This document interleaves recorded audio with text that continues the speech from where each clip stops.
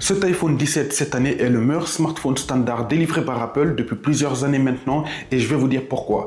Bonjour YouTube, comment ça va? Pour ceux qui utilisent ce modèle standard depuis plusieurs années maintenant savent que Apple limitait intentionnellement les technologies de ce téléphone pour vous pousser à acheter les modèles les plus chers. Notamment, on pourrait retrouver des technologies dignes d'un smartphone à 300 €. Cette année, Apple applique une nouvelle approche vis-à-vis des utilisateurs de ce smartphone, le rendant ainsi plus complet. Niveau design, c'est le même que celui de l'iPhone 16 de l'année dernière avec de l'aluminium brossé tout autour de l'iPhone. Cette année, on a de nouvelles couleurs telles que ce bleu clair que je trouve plutôt réussi. Côté écran, ce modèle standard passe de 6,1 à 6,3 pouces avec un écran ProMotion 120 Hz qui peut descendre jusqu'à 1 Hz. Il bénéficie désormais de l'Always On Display. Vous allez me dire que l'Always On Display ne sert à rien, je suis d'accord avec vous, même moi je ne m'en sers pas. Par contre, ça faisait longtemps qu'on l'attendait, cette nouveauté sur ce modèle standard. On en avait marre vraiment de l'écran 60 Hz. Pour ceux qui ne savent pas ce que ça signifie, ce modèle standard était limité seulement à 60 Hz en taux de rafraîchissement. Ça veut dire que lorsque vous êtes en train de jouer à des jeux ou lorsque vous êtes en train de faire de la lecture plus lentement, l'écran restait quand même à 60 Hz. Désormais, il est adaptatif, il passe de 1 à 120 Hz en fonction de ce que vous êtes en train de faire sur le smartphone. Vous bénéficiez déjà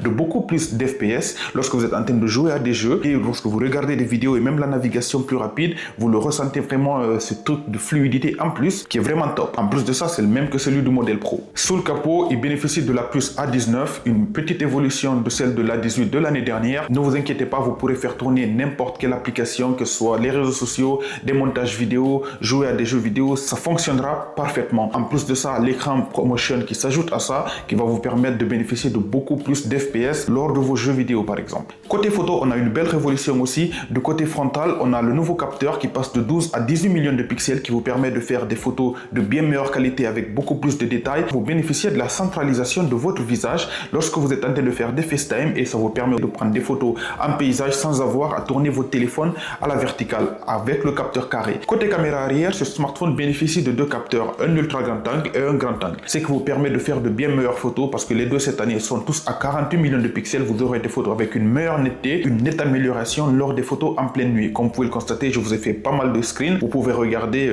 je le trouve parfaitement bien. Côté vidéo, il filme en 4K, 30 images par seconde, 60 images par seconde. Bon, pas de 120 images par seconde. Après, je pense qu'il n'y a pas beaucoup de gens qui s'en servent.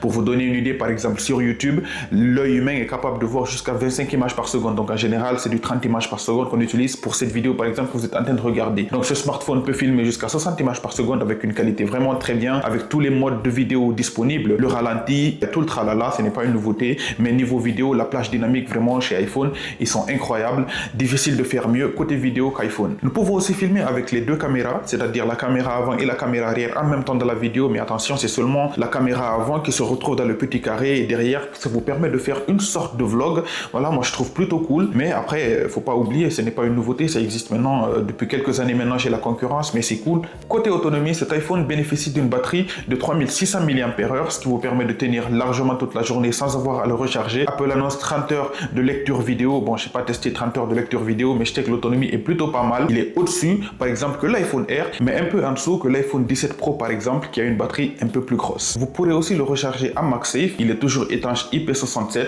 ce qui est plutôt pas mal. Cette année, on a le double du stockage pour le même prix, c'est-à-dire il passe de 128 à 256 Go, tout ça pour 969 €. Avec 256 Go, vous pourrez shooter sans vous arrêter et prendre tous vos souvenirs en photo si vous voulez. La version 512 Go existe aussi, bien évidemment. Je vous ai dit que ce smartphone est vraiment plein de surprises cette année. On ne sait pas qu'est-ce qui s'est passé dans la tête d'Apple, mais cet iPhone cette année bénéficie même de l'Apple Intelligence, donc l'intelligence artificielle de chez Apple, ce qui est plutôt cool. Donc avant, on ne l'avait pas sur le modèle standard, là c'est le cas, c'est plutôt pas mal. Bon, il ne faut pas trop compter sur la conversation avec Siri parce que Siri est toujours aussi bête. Par contre, on a de nouvelles fonctionnalités qui sont plutôt pas mal, telles que la gomme magique et la reconnaissance d'image, ce qui est plutôt cool. Ça marche plutôt pas mal. Je vais vous montrer quelques tests là. Mais bon, chez la concurrence, niveau intelligence artificielle, telle que chez Samsung, par exemple, ou chez Google Pixel, ils sont nettement au-dessus. Cet iPhone 17 standard s'adresse clairement à ceux qui possèdent un iPhone 13, 14, 15 et même un iPhone 16, si vous voulez, parce que l'écran ProMotion, la nouvelle caméra frontale et l'ultra grand angle qui passe à 48 millions de pixels est un vrai petit plus. Après, il ne faut pas l'oublier, cet iPhone n'existe n'existe qu'en petite taille. Pour ceux qui voudraient des modèles un peu plus grands, vous serez obligé de vous tourner vers un iPhone Air ou un 17 Pro Max par exemple. Pour une fois, Apple a vraiment écouté les utilisateurs de ce modèle standard, le rendant beaucoup plus complet, de nouvelles couleurs, il est plutôt beau, 6,3 pouces, c'est une bonne prise en main lorsque vous le tenez en main.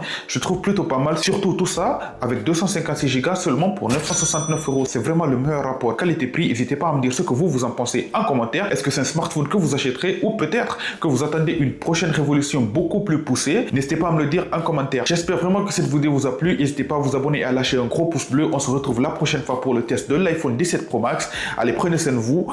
Peace.